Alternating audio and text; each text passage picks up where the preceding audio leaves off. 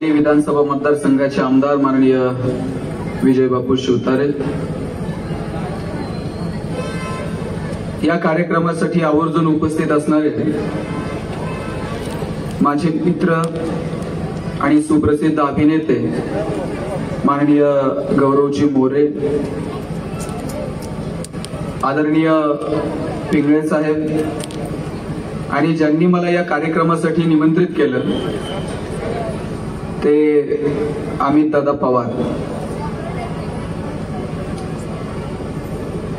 शिवजयंतीच्या निमित्तानं आपण सगळेजण एकत्र जमलेलो आहोत। मला पहिल्यांदा एक गोष्ट सगळ्यांना सांगायची, इतिहासाकडे आपण थोडस सकारात्मक दृष्टीनं पाहिलं पाहिजे। इतिहासाकडे किती पाहायचं,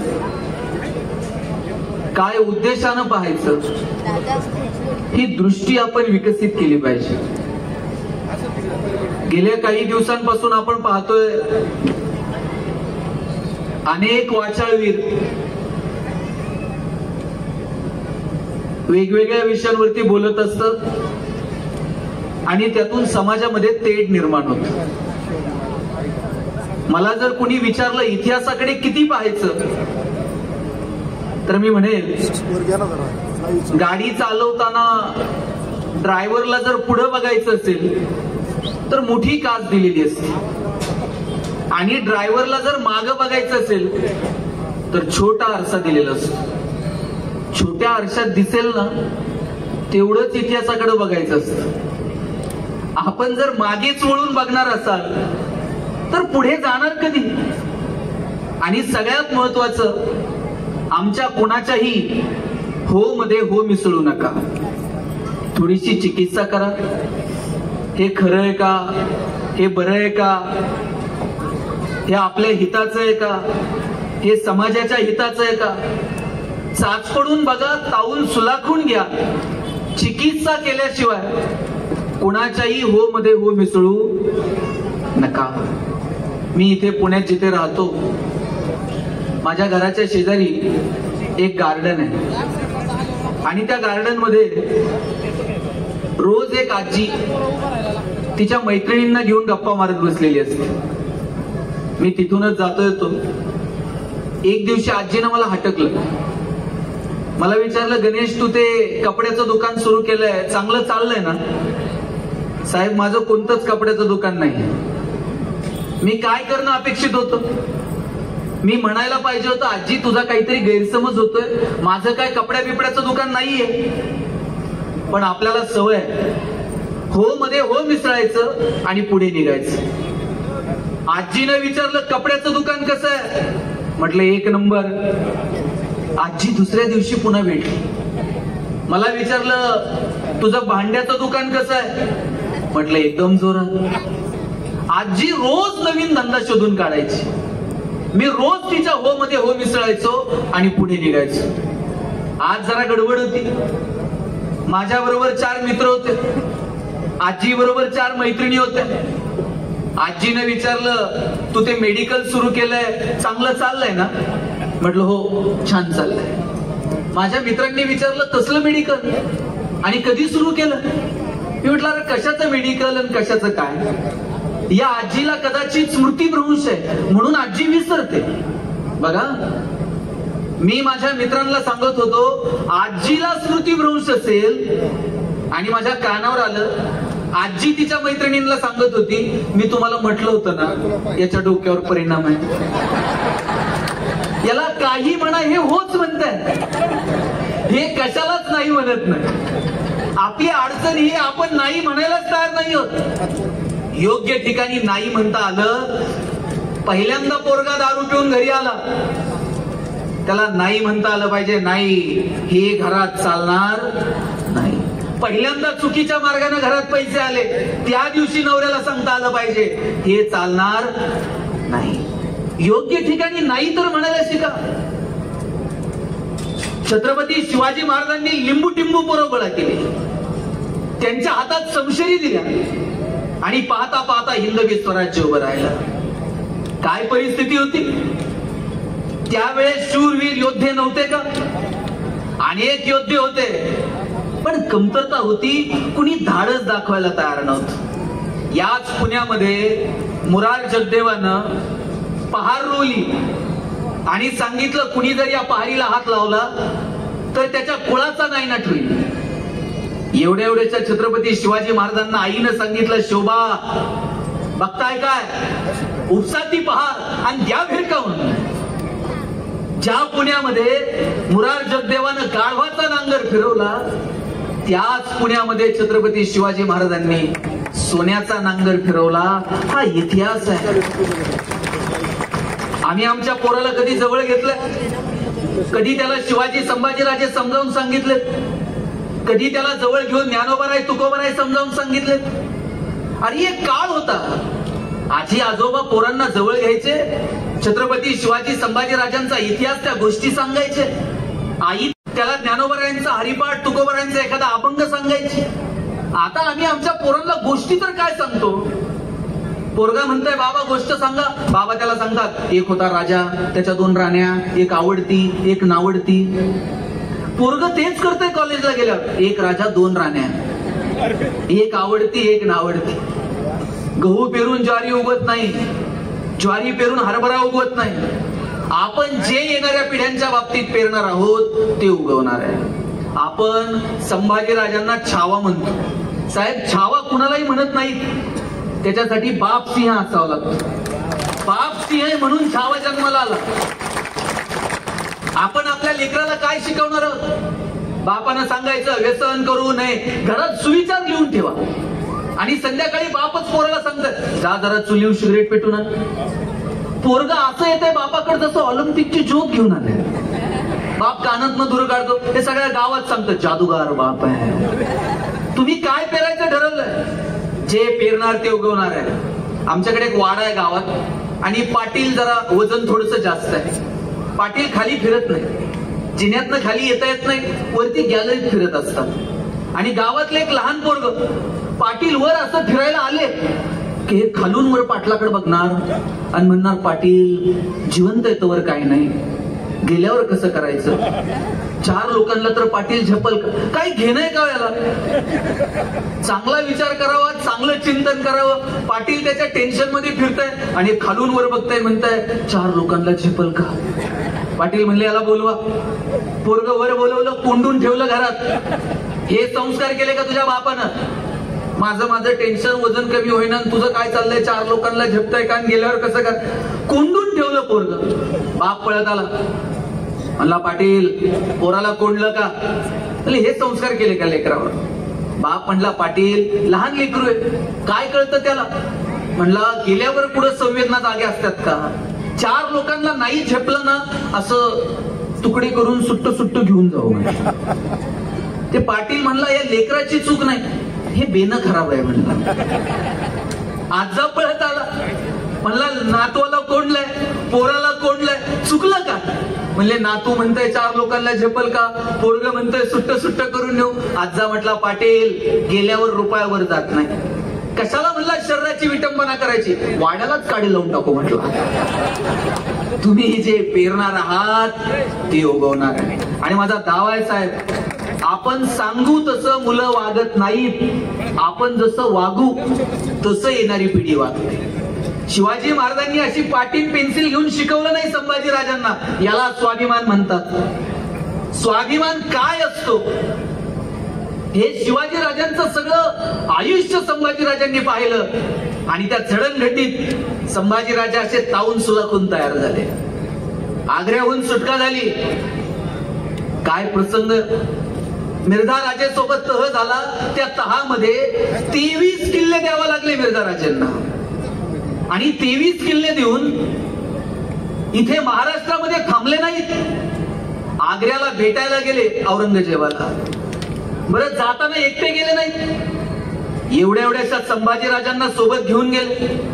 आता मधला जो प्रवास आहे, या मधल्या प्रवासामध्ये शिवाजीराजांचं आणि संभाजीराजांचं काही तर बोलणं झालं असेल की नाही? काय बोलले असतील शिवाजीराजे संभाजीराजांना? स्विस बँकेत आपलं अकाउंट आहे, पासवर्ड सांगतो, पुण्यात आपले 2 फ्लॅट आहेत. काय बोलले काय असतील शिवाजीराजे?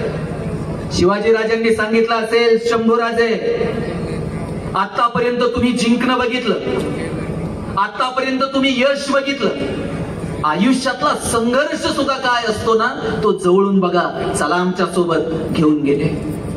तिथं गेल्यानंतर औरंगजेबानं संभाजीराजांना एक हत्ती भेट म्हणून दिला आणि थोडीशी गंमत करावी म्हणून दिलेर खान म्हटला, शंभूराजे आप इतने छोटे हो और हाथी इतना बड़ा है, इस हाथी को आप महाराष्ट्र में कैसे ले जाओगे?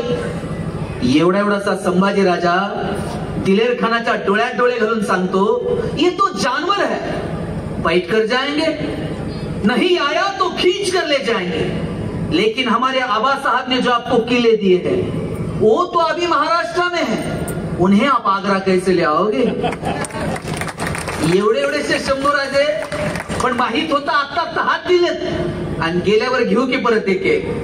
अरे पेटून उठणं काय असतं, लढणं काय असतं ना, हे महाराष्ट्राच्या मातीकडनं जगानं शिकावं. दत्ताजी शिंदे तर असं रक्ताच्या थोरव्यात कोसळले होते, मानेवरती तलवार ठेवली, विचारलं क्यों पाटील और लढोगे? आणि त्याही अवस्थेत दत्ताजी शिंदे म्हटले क्यों नाही, बचेंगे तो और भी लढेंगे. ही जी जगण्याची खुमखुमी आहे ना, ही जी उर्मी आहे ना, ही आपल्याला आपल्या लेकरांना देता येईल का? आता शिवतरे बापू म्हटले की आपल्या पोरांनी उद्योगात आलं पाहिजे, व्यवसायात आलं पाहिजे. काय परिस्थिती आज महाराष्ट्राची उद्योग व्यवसायाच्या संदर्भानं? टायरवाले केरळचे, किराणा व्यवसायात पटेल, हार्डवेअरची दुकानं बोरिंगची, बांधकाम व्यवसायात युपीचे लोक, गवंडी सगळे बिहारचे, सुतार कामात राजस्थानी, हॉटेल सगळी दक्षिणात्यांकडं, चायनीजच्या गाड्या पूर्वांचलचे तरुण चालवतात. बरं चला, संविधानानं त्यांना अधिकार दिलाय, कुठेही जातील, कष्ट करतील, पोटभर. आमची पोरं कुठे? कॉलेजच्या कट्ट्यावर बसून पिचकाऱ्या मारणं, प्रेम प्रकरण चघळणं, सिस्टीमला शिव्या घालणं, नाहीतर कुणाच्या तर माग की जय. माग निम्म्यांना माहित नसतंय पुढं कुणाचा जय जयकार चाललाय. कानाव की पडलं का जय म्हणायचं, यात आम्ही आमचं तारुण्य वाया घातलं आणि फार फार तर आम्ही नोकऱ्यांच्या रांगांमध्ये उभे आहोत. एखादा कुणीतरी पोरगा, अरे गौरव मोरेंची मुलाखत ऐकली, अतिशय सर्वसामान्य कुटुंबात, त्यांची मुलाखत ऐकली, त्या ज्या भागातून ते लहानाचे मोठे झाले. आज मराठी फिल्म इंडस्ट्रीमध्ये एक वेगळा दबदबा, एक वेगळं नाव या माणसानं तयार केलं. असे आदर्श आपल्या समोर असले पाहिजेत का? सर्वसामान्य कुटुंबात जन्माला आलेल्या पोराला वाटू नये मी उद्योगात येईल, व्यवसायात येईल, व्यापारात येईल, कला, क्रीडा, साहित्य, मनोरंजन, राजकारण, समाजकारण, किती क्षेत्र तुमच्या माझ्यासाठी खुली आहेत, पण आम्ही नोकरीच्या पलीकडे जायला तयार नाही आहोत. आणि या त्या लेकरांची चूक नाहीये, पालकांनी त्यांना सांगितलंय, हे बाबा तू नोकरी कर, नाहीतर तुझं लग्न पण होत नसते. आणि पोरं असली हुशार आहेत हल्ली, ते लग्न जमेपर्यंतच नोकरी करते, लग्न झालं का सोडून देते. सोलापूरमध्ये लग्न जमेना म्हणून 30 ते 32 वयोगटातल्या 5-50 पोरांनी कलेक्टर ऑफिसवर मोर्चा काढला. आता कलेक्टरला एवढंच काम आहे का तुमची लग्न जमवायची? माझ्या गावात तर एकाचं वय 38 झाले, लग्नच जमेना. त्याच्या मित्रानं त्याला सांगितलं, मला टेन्शन घेऊ नको, मुलीकडचे जर बघायला आले ना, पगार जरा वाढून सांगायचा. त्या मुलीच्या वडिलांनी विचारलं पगार किती? बरं यानं जरा अंदाज घेऊन सांगायचं. हे म्हणताय 1.5 लाख. मुलीचे वडील म्हणले, तुझ्याकडे बघून तर वाटत नाही 1.5 लाख सर. हे म्हणते नाही, तसा फिक्स 1.5 लाख आहे, कटिंग करून 8,000 हातात येतो म्हणलं. आपण किती दिवस फसवणार आहोत? अरे लात मारील तिथून पाणी काढल अशी ताकद आपल्यामध्ये असली पाहिजे. पण आमच्या डोक्यात आहे नोकरी नोकरी. आमच्याकडे तर एक बाग आहे, त्या बागेमध्ये 1 क्लर्कची जागा भरायची होती. साहेब आता जागा 1 आहे, इंटरव्ह्यूला 1000 जण आले, कोणाला तरी एकालाच नोकरी मिळणार आहे, बाकीचे 999 घरी जाणार आहेत. एका पोराचं सिलेक्शन झालं, त्याला अपॉइंटमेंट लेटर साईन करून मिळणार. त्याच वेळेला बागेतला शिपाई पळत आला, म्हटलं काही करा पण याला नोकरी देऊ नका. म्हटले काय झालं? म्हणजे बागेतलं गोरीला माकड मेलंय. बागेत जर गोरीलाच नसेल तर लोक कशाला येतील? लोक जर आली नाही तर पगार करायचा कशात? काही करा पण याला नोकरी देऊ नका. त्या पोरानं बागेतल्या मॅनेजरचे पाय पकडले, म्हणला साहेब मी पडल ते काम करत पण नोकरी तेवढी द्या. बागेतला मॅनेजर म्हणला पाय सोड, तुला नोकरी क्लर्कची देतो. तुला फॅसिलिटीज क्लर्कच्या देतो, पण जोपर्यंत बागेत गोरीला येत नाही तोपर्यंत तुला काम मात्र गोरीलाच करावं लागेल. पोरगा म्हणला पगार आहे ना, आणि मग गोरीला तर गोरीला. रोज जायचं, गोरीलाचे कपडे घालायचे आणि पिंजऱ्यात जाऊन उभा राहायचं. लोक यायची, शेंगा बिंगा खायला घालायचे. म्हणलं मजा आहे, पगार चालू आहे, डेली अलाउन्स पण सुरू आहे म्हटलं. एक दिवशी कॉलेजच्या पोरापोरींची ट्रिप आली आणि कॉलेजच्या पोरापोरींकडे बघून ते जोर जोरात उड्या मारायला लागला आणि उड्या मारता मारता चुकून वाघाच्या पिंजऱ्यात जाऊन पडला. आता वाघाच्या पिंजऱ्यात पडल्यावर म्हणला नोकरी गेली तरी चालत, जीव वाचला पाहिजे. जीव वाचावा म्हणून हे जोर जोरात ओरडायला लागलं. याच्या आवाजानं झोपलेला वाघ जागा झाला, चवताळून याच्या अंगावर धावून आला आणि हातावर हात ठेवून म्हणला ओरडू नको, नाही तर दोघांची नोकरी जाईल. नंतर कळलं गोरिलाच्या भूमिकेत बीएससी झालेलं होतं, वाघाच्या भूमिकेत एमएससी झालेलं होतं. शिक्षणातनं आम्ही स्वाभिमानी होणं अपेक्षित आहे का स्वाभिमान शून्य होणं अपेक्षित आहे? माझी विनंती आहे, या शिवजयंतीच्या निमित्तानं तुमच्या लेकरांना थोडीशी मोठी स्वप्न दाखवा. त्यांना सांगा उद्योगात या, व्यवसायात या, व्यापारात या. मी अमित दादाचं कौतुक करेल. मागची शिवजयंती साजरी केली, शिवजयंती कोणत्याही पद्धतीनं साजरी करता आली असते, पण या माणसानं शिवजयंतीच्या निमित्तानं ज्या पोरांना शिक्षणाची आवड आहे, शिक्षणात हुशार आहेत, पण त्यांची परिस्थिती नाही, अशा 75 पोरं दत्तक घेतली आणि त्यांच्या शिक्षणाची सोय केली. मला वाटतं ही शिवजयंती साजरी करणं, शिवजयंतीच्या निमित्तानं काही वेगळा विचार लोकांपर्यंत नेऊन पोहोचवता येईल का? आपल्या डोक्यात शिवजयंती म्हणजे 2-4 प्रसंग आहेत. अफजल खानाचा कोथळा बाहेर काढला, शाहिस्त खानाची बोटं कापली, मिर्झा राजेंसोबत तह केला, आग्र्यावरून सुटका. याच्या पलीकडं शिवाजी राजे उत्तम प्रशासक आहेत. शिवाजी महाराजांचं स्त्रियांविषयीचं धोरण, त्यांची न्याय व्यवस्था, त्यांचं निसर्गासंदर्भातलं धोरण, त्यांचं उद्योग व्यवसाय व्यापारासंदर्भातलं धोरण, या वेगवेगळ्या अनुषंगानं आपण शिवचरित्राकडे कधी बघणार आहोत की नाही? इथं खेड शिवापूरला आमराई उभी करायची होती. शिवाजी राजांनी 3 वर्ष अगोदर आधी पाण्याची सोय केली आणि मग सांगितलं आता तिथं आमराई करा. झाडं नुसती पेपरला फोटो देण्यापुरती लावायची नाहीत, ती टिकली पाहिजे, त्याच्यासाठी पाण्याची सोय असली पाहिजे. शेतकऱ्याच्या भाजीच्या देठाला जरी हात लावला, मुसक्या बांधून दरबारात हजर करा, असा फरमान छत्रपती शिवाजी महाराजांनी दिलाय. शेतकऱ्याच्या बांधावरची झाडं काही कामानिमित्त जर तोडायची असतील तर त्याला त्याचा मोबदला द्या. कोणती झाडं तोडायची, कोणती तोडायची नाही, याची पत्र शिवाजी महाराजांनी पाठवलेली. शिवाजी महाराजांची प्रत्येक लढाई, गनिमी कावा ही युद्ध नीती निसर्गासोबत जुळून आहे.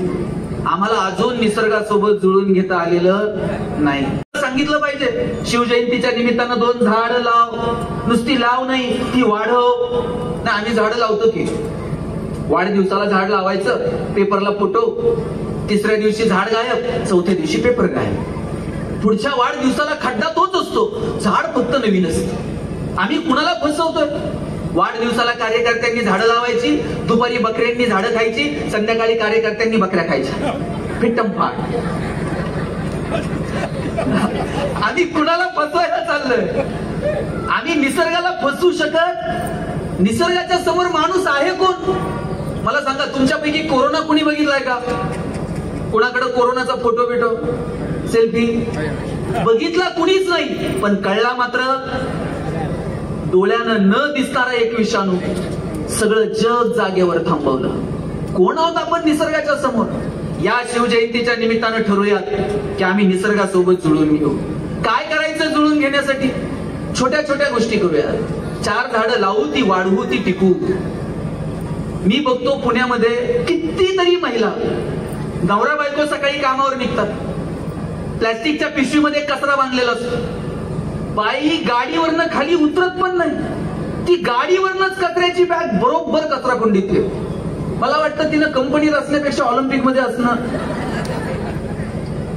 मुंबईमध्ये एक गाय रस्त्यावर मरून पडली, डॉक्टरांनी पोस्टमॉर्टम केलं, 75 ते 80 किलो प्लास्टिक तिच्या पोटात सापडलं.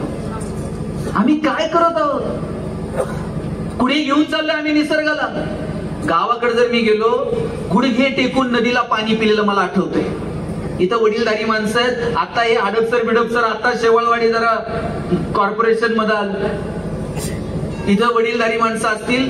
गुरामागं जर आपण गेलं, कुरणात गुरं चारायची, येताना नदीला पाणी पाजायचं आणि जनावर ज्या नदीवर पाणी पित होती तिथंच गुराखी असा गुडघे टेकवायचा, पाणी हातानं पुढे ढकलायचं आणि झऱ्याला पाणी लावून तोंड लावून पाणी प्यायचं. आता मला एक नदी दाखवा जिथं तुम्ही गुडघे टेकून पाणी पिऊ शकता.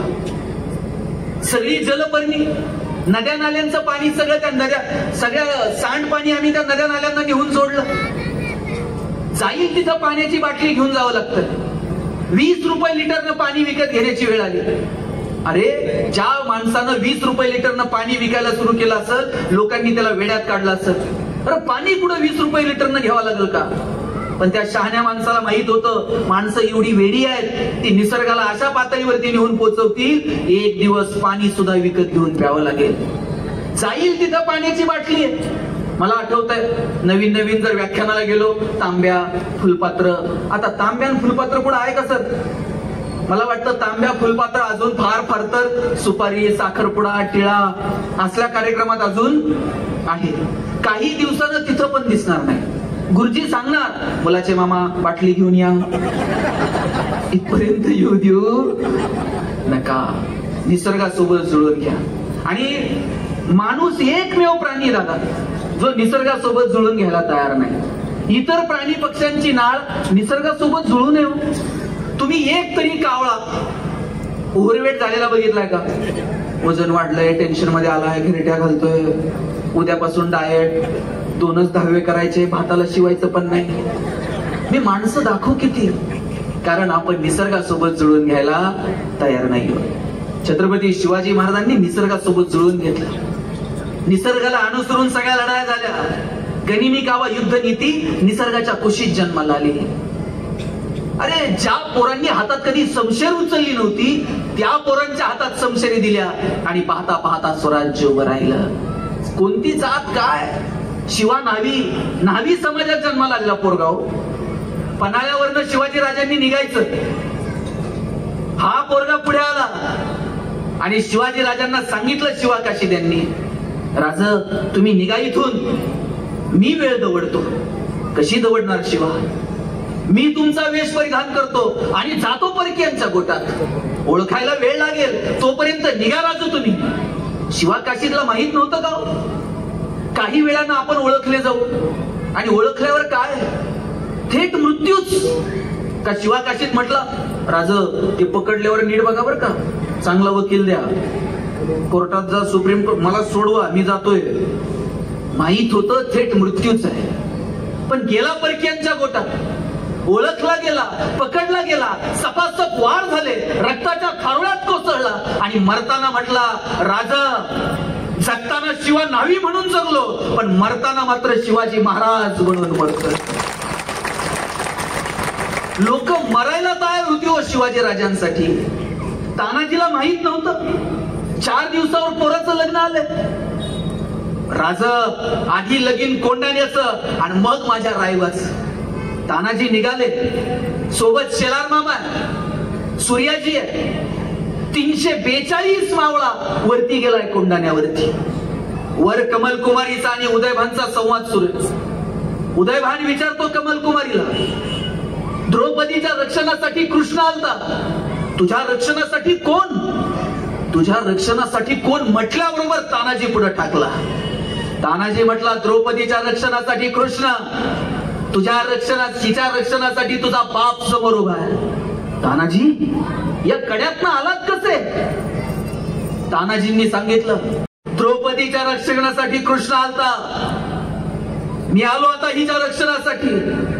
तानाजी या कड्यातनं आलात? तलवार ठेवली, गड दिला. तलवार उचल, एखाद्या कुत्र्याच्या समोर तुकडा टाकावा आणि त्या तुकड्याच्या सोबत लोंढा घोळावा. ती अवलाद मराठ्यांची नाही, जगणार तर भगव्यासाठी आणि मरणार सुद्धा भगव्यासाठी. चल शमशेर उचल.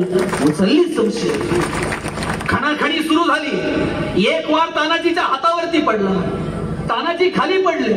खाली पडलेल्या तानाजींना लात मारली, उदयभान निघाला. चाललेल्या उदयभानला बघितलं आणि 80 वर्षाच्या शेलार मामानं आवाज दिला, माझ्या तानाला लात मारून चालला. मनगटात जर एवढीच खुमखुमी असेल की 80 वर्षाच्या शेलार मामावर वार कर. तीच रक्तालेली तलवार फिरून टाकली. शेलार मामानं पहिला वार हातावरती झेलला, दुसऱ्याच वारात उदयभानला खाली पाडलं. 80 वर्षाच्या म्हाताऱ्यानं उदयभानच्या छाताडावर बसून कोणत्या बिछव्यानं नाही, कोणत्या तलवारीनं नाही, कोणत्या शस्त्रानं नाही, 80 वर्षाच्या म्हाताऱ्यानं स्वतःच्या दातानं त्याच्या नरडीचा खोड घेतला. 80 वर्षाच्या म्हाताऱ्यात ही ताकद येते कुठून? 10-12 वर्षाच्या लिंबू पोरापासून तर 80 वर्षाच्या म्हाताऱ्यापर्यंत प्रत्येकाला वाटतं माझा राजा जगला पाहिजे. कारण हे स्वराज्य छत्रपतींना फक्त राजे होऊन मिळवायचं नव्हतं, की अरे हे रयतेचं राज्य आहे. इथल्या सर्वसामान्य माणसाला न्याय मिळाला पाहिजे. शहाजी राजांची चुलत बंधू आहेत खिळोजी राजे. त्यांची पत्नी आंघोळीला गेली तर शत्रूच्या सैन्यानं उचलून नेलं. ही अवस्था जर सरदारांच्या कुटुंबातल्या स्त्रियांची असेल तर तुमच्या माझ्या सर्वसामान्य कुटुंबातल्या स्त्रियांची काय अवस्था? इथं अनेक महिला बसलेल्या आहेत. एक प्रसंग सांगतो, मी फार वेळ घेणार नाही. एक विचार करा, जिजाऊंचे वडील आहेत लोखोजी जाधव आणि त्यांचे 3 तरुण भाऊ सुलतानाला भेटायला गेले. मुजरे झडले. सुलतान मुजरा न स्वीकारता निघून गेला. लपलेले मारेकरी बाहेर आले, सपासप वार झाले आणि एकाच दिवशी जिजाऊंचे वडील आणि त्यांचे 3 तरुण भाऊ कपटानं मारलं गेलं. जिजाऊंच्या कानावर जेव्हा ही बातमी आली असेल की माझे वडील आणि माझे भाऊ मारले गेले, माझी आई आणि माझ्या 3 तरुण भाऊजया एकाच दिवशी त्यांच्या कपाळवरचं कुंकू पुसलं गेलं, एका आईच्या मनातल्या, एका स्त्रीच्या मनातल्या भावना काय असतील हो? एखाद्या आईनं आपल्या पोराला सांगितलं असतं, शोभा हे क्रूर आहे, यांच्या नादी लागू नका, सुपा परगाना थोडीशी जहागिरी वाढून घेऊ आणि पुढचं आयुष्य शांततेत जगू, पण यांच्या बरोबर संघर्ष करू नका. पण एक आई आपल्या लेकराला सांगते, शोभा हीच वेळ आहे 4 यवनी पातशाहीला सुरुंग लावायची. उचला शमशेर. आईच्या डोळ्यात डोळे घालून पाहिलं आणि शिवरायांनी सांगितलं, आऊसाहेब राम राज्याचं मूर्तिमंत उदाहरण निर्माण करू. आणि पाहता पाहता स्वराज्य उभं केलं. आणि या स्वराज्यामध्ये प्रांजाच्या पाटलानं एका पोरीवर अन्याय अत्याचार केला. त्या मुलीचे वडील शिवरायांकडे आले, घडलेली हकीकत सांगितली. शिवाजी राजांनी सोबत्यांना सांगितलं, चारे पाटलाला निरोप द्या, शिवरायांनी बोलवलंय. 2 जण गेले, पाटलाला निरोप दिला. पाटील म्हणला, शिवाजी राज कधीपासून? ते नावाचं राजा आहेत, आम्ही नाही मानत, सांगा तुमच्या राजाला. येत नाही म्हणून. 2 जण आले, राजांना सांगितलं, राज पाटील मगरूर आहे, येत नाही. राजे म्हणले, मगरूर आहे? कमरेची तलवार काय नुसती शोभाला ठेवली का? बांधून आणायचा की पाटील? 50 मावळ्यांनी घोड्याला टाचा मारल्या, बांधून पाटील असा उभा केला. गयावया करायला लागला पाटील. शिवरायांनी सांगितलं, पाटील ती पोरगी किंचाळत असेल तेव्हा तिचा आवाज, तिच्या हाका तुमच्या कानावर गेल्या नाहीत? याचे 2 हात तोडा, याचे 2 पाय काढा आणि गाढवा बसून पाठवा पाटलाला. पाटील रुबाबात गेले पाहिजेत गावात. 2 हात आणि 2 पाय तोडले. ही शिवाजी राजांची न्याय व्यवस्था आहे हो. स्त्रियांकडे जर वरती डोळे करून बघितलं तर याचे डोळे काढा, असा आदेश छत्रपतींनी दिला. आज शिवजयंती साजरी करतात.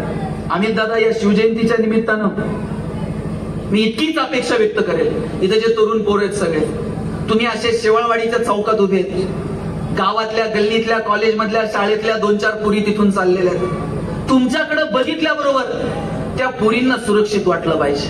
अरे माझ्या गावातली पोरं आहेत, तुम्ही बसमध्ये आहात, प्रचंड गर्दी आहे, त्या पोरांकडे बघून त्या पोरीला वाटलं पाहिजे, अरे गर्दी, अरे माझ्या गावातली शाळेतली इथली पोरं आहेत, इथं मी सुरक्षित आहे. आणि तुमच्याकडे बघून गावातल्या गल्लीतल्या शाळेतल्या पोरीला जर सुरक्षित वाटत नसेल तर तुम्हाला जय भवानी आणि जय शिवाजी म्हणायचा अधिकार नाही. हे आपण सगळ्यांनी लक्षात ठेवलं पाहिजे.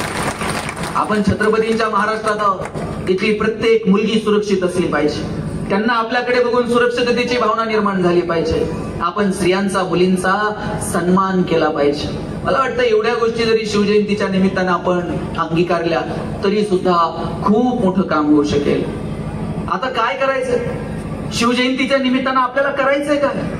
आपल्याला छोट्या छोट्या गोष्टींमध्ये आम्ही काय या देशासाठी योगदान देऊ शकतो ना हे पाहायचं. आयुष्य खूप सुंदर आहे, हे आयुष्य परत कधीच मिळणार नाही.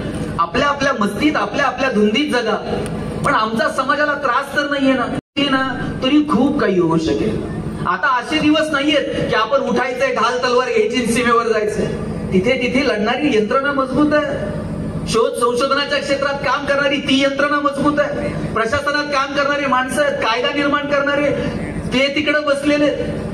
या प्रत्येकानं आपली आपली भूमिका जर बजावली आणि सर्वसामान्य माणूस म्हणून जर आपण योगदान या देशाला देऊ शकलो, याच्यापेक्षा काय मोठं आणि वेगळं करायचंय. मला वाटतं आपण सुधारू का यासाठी आपण प्रयत्न करायला हवे. तुम्ही हिरोजी इंदलकर नाव सगळ्यांनी ऐकलंय. रायगड कोणी बांधला? हिरोजी इंदलकरांनी बांधला. हिरोजी इंदलकरांनी रायगड बांधला आणि एक दगड घेतला आणि छत्रपती शिवरायांकडे गेले आणि शिवाजी महाराजांना म्हणाले, रायगड बांधून पूर्ण झाला, हा दगड घेऊन आलो, शेवटच्या पायरीला दगड लावायची परवानगी द्या. राजे म्हणले, हिरोजी तुम्ही दुर्ग बांधला आणि शेवटच्या पायरीला का, असं वर लावा की कमानीवर?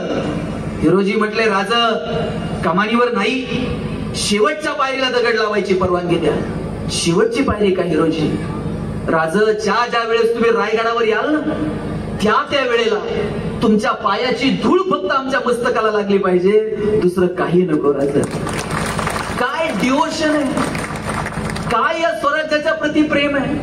तुमच्यापैकी जर कोण डॉक्टर असेल तर त्याला वाटलं पाहिजे माझी ओपीडी मी बघल, पण कधीतरी प्राथमिक आरोग्य केंद्राला भेट देईल, कधीतरी सरकारी हॉस्पिटलला जाईल.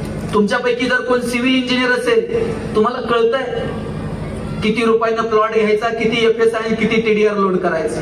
पण तुमच्यापैकी एकाला तर वाटलं पाहिजे पालिकेच्या रस्त्याचं काम सुरू असताना 2 मिनिट मी रस्त्यावरती थांबेल, तिथल्या इंजिनियरला विचारल जरा एस्टिमेट बघू, आम्हाला आमचा देश, आम्हाला आमची माती आमची वाटली पाहिजे, कारण या मातीसाठी लोकांनी रक्त सांडलंय. काय संभाजी महाराज जगले हो. ज्या संभाजी राजांनी आयुष्यभर या सह्याद्रीचं सौंदर्य बघितलं, त्याच संभाजी राजांच्या डोळ्यात तप्त तळ्यात सर्र आवाज करत आत घुसल्या, डोळे घेऊन माग पडल्या. डोळ्यात कुसळ गेलं तर वेदना होतात. आमच्या राजाच्या डोळ्यामध्ये तप्त तळ्या घुसल्या, डोळे घेऊन माग आल्या, पण राजानं मान मात्र चुकवली नाही. ज्या संभाजी राजाच्या कानानं आयुष्यभर या सह्याद्रीचं संगीत ऐकलं, त्याच संभाजी राजाच्या कानात तप्त शिस्त ओतलं गेलं, पण राजा मान झुकवत नाही. औरंगजेबाच्या समोर उभे संभाजी राजे, आणि औरंगजेबानं विचारलं, बोल संभा, हार किसकी और जीत किसकी? संभाजी राजे म्हणले, हार कुणाची जीत कुणाची काय विचारतो? ज्या क्षणाला आमच्या हातातल्या बेड्या काढशील त्या क्षणाला संभाजी तोंडानं सांगणार नाही कुणाची हार आणि कुणाची जीत. संभाजीच्या हातातली समशेर सांगेल कुणाची हार कुणाची जीत. घरी गेल्यानंतर औरंगजेबानं डोळ्यात पाणी आणून सांगितलं बायकोला, कितना खुशकिस्मत है वो शिवा जिसने ऐसी औलाद पैदा की. मेरी 4 औलादे लेकिन सब कदम की फौज. कोणाच्याही पोटी चांगली पोरं जन्माला येत नाही. आपल्या लेकरांना चांगला विचार द्या, चांगला संस्कार द्या, त्यांची संगत चांगली आहे का बघा. आठवड्यातनं कधीतरी त्या पोराचं दप्तर चेक करा, पोरांच्या वह्यांची मागची पानं बघा. आपण पुढचं गृहपाठ वर्गपाठ बघतोय, पोरांचं भविष्य मागच्या 4 पानात असतंय. मेहंदीचं डिझाईन, रांगोळीचं डिझाईन, पोरांनी तर किती किती नावं खुडून खुडून पुन्हा पुन्हा लिहिलेली असतात. ते कधीतरी बघायला नको का? आणि मग एकदम हाताबाहेर केस निघून गेली का मग म्हणतो की अरे आम्हाला वेळ मिळाला नाही. काठी जोपर्यंत ओली आहे तोपर्यंत चोपते, काठी वाळली मग चोपायला गेलं तर मग ती मोडून जाते. त्या कोळ्या पोरांच्या हातामध्ये ज्ञानोबांची ज्ञानेश्वरी द्या, तुकोबरायांची गाथा द्या. आज तुकाराम महाराजांची बीज आहे. संत तुकाराम महाराज छत्रपतींचे गुरु आहेत. छत्रपती शिवाजी महाराजांना हा मार्ग दाखवला कोणी, तर तो जगद्गुरु तुकोबरायांनी दाखवला. आणि जेव्हा छत्रपती शिवाजी महाराजांनी हिऱ्या मानकांनी भरलेला नजराणा पाठवला तुकाराम महाराजांना, तुकाराम महाराजांनी तो नम्रपणे नाकारला आणि म्हटले, आम्ही तेने सुखी म्हणा विठ्ठल विठ्ठल मुखी.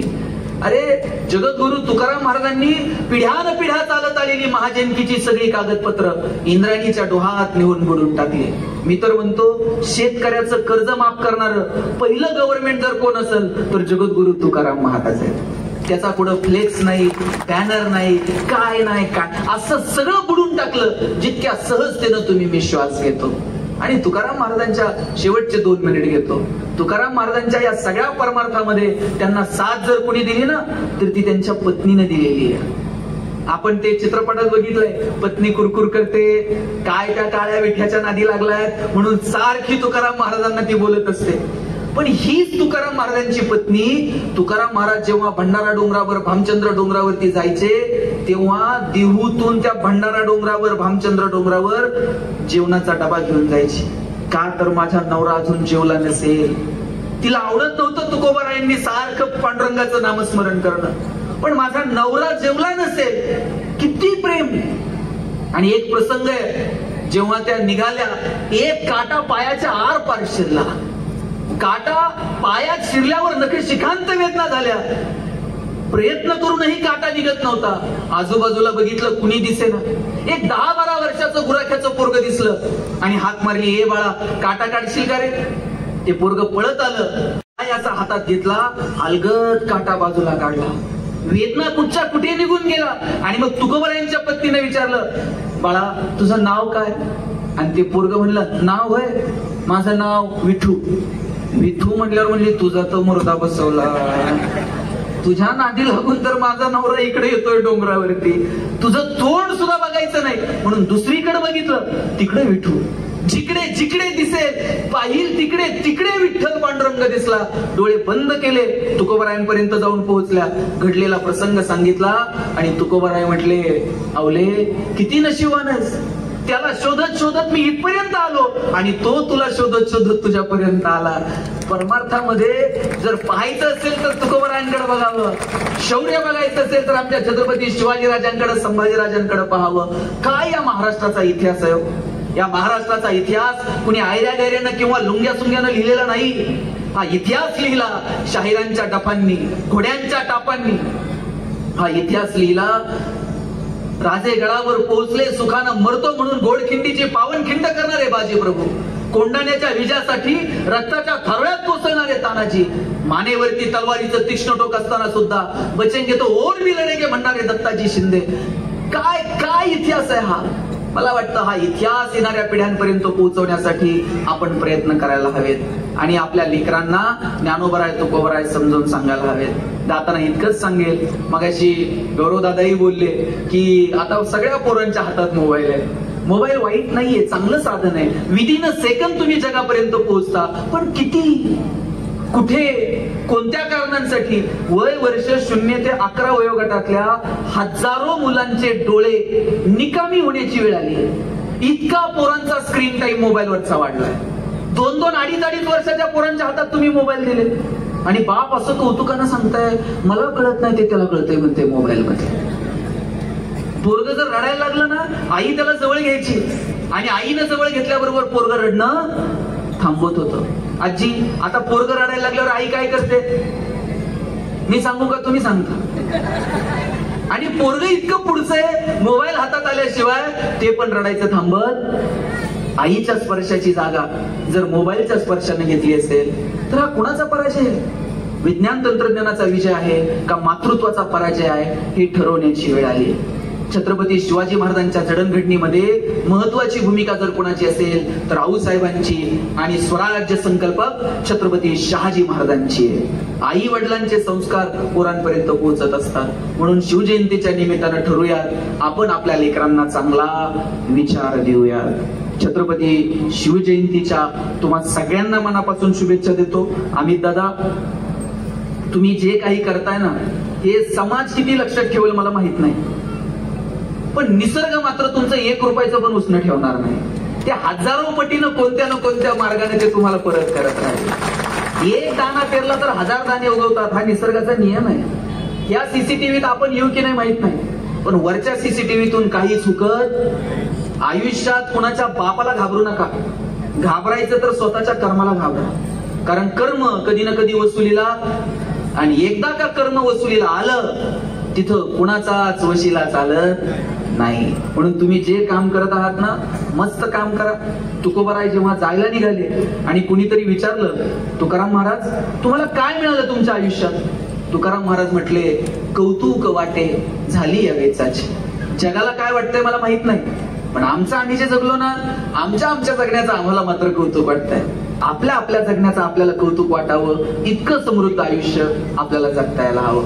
आणि ते आपण सगळेजण जगाल आणि त्याच्यासाठी प्रेरणा छत्रपती शिवाजी महाराजांची असेल असा आशावाद व्यक्त करतो. तुम्हा सगळ्यांना शिवजयंतीच्या मनापासून शुभेच्छा देतो. आणि हो, तुम्ही शिवाजी महाराजांचा फोटो बघितलाय, हातात तलवार आहे आणि ढाल कुठे आहे? पाठीवर. इतर राजांचे फोटो बघा, एका हातात तलवार आणि दुसऱ्या हातात ढाल. मी माझ्या सरांना विचारायचो, सर शिवाजी राजांच्या फोटोमध्ये बहुतांश वेळा पाठीवरच ढाल का असते? सरांनी सांगितलं, शिवाजी राजांकडे दूरदृष्टी होती. त्यांना माहित होतं 300 वर्षांनंतर पुढून वार करणारी अवलाद जन्माला येणार नाही आणि पाठीवरच्या वारानं माझा मावळा घायल होऊ नये म्हणून त्यांनी पाठीवरती ढाल घेतली. तीच विचारांची आणि संस्कारांची ढाल पाठीवरती घ्या आणि समृद्ध आयुष्य जगा. जय जिजाऊ, जय शिवराय.